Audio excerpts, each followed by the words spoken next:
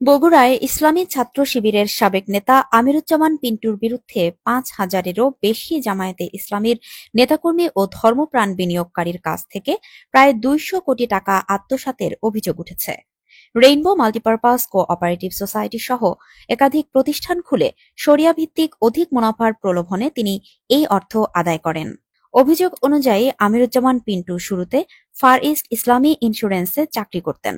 পরে তিনি বগুড়া শহরের গালাপট্টিতে রেইনবো মাল্টিপারপাস কো-অপারেটিভ সোসাইটি নামে প্রতিষ্ঠান গড়ে তোলেন। একই সাথে চালু করেন রেইনবো হোমস, রেইনবো কৃষি উন্নয়ন সংস্থা ও রেইনবো হাসপাতাল।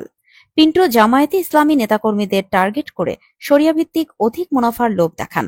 ফলে অনেকেই বিশ্বাস করে তাদের কষ্টার্জিত অর্থ বিনিয়োগ করেন। বগুড়া সরকারি আজিজুল হক কলেজের সাবেক সহযোগী অধ্যাপক ফজলুর রহমান জানান, তিনি একাই ৯০ লাখ টাকা বিনিয়োগ করেন, যার মধ্যে এখনো ৮৩ লাখ টাকা ফেরত পাননি।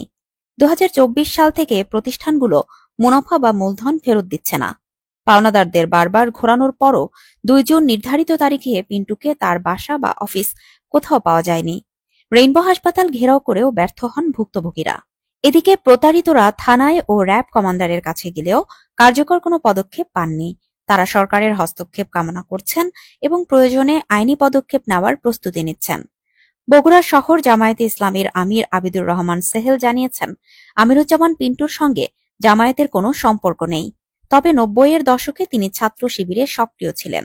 বগুড়ার সদর থানার ওসি হাসান বাশির জানান, অভিযোগ পাওয়ার পর ভুক্তভোগীদের মামলা করার পরামর্শ দেওয়া হয়। মঙ্গলবার দুপুর পর্যন্ত কেউ মামলা করেননি।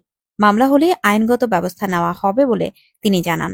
বর্তমানে আমিরুজ্জামান পিন্টুর ফোন বন্ধ থাকায় তার বক্তব্য পাওয়া যায়নি।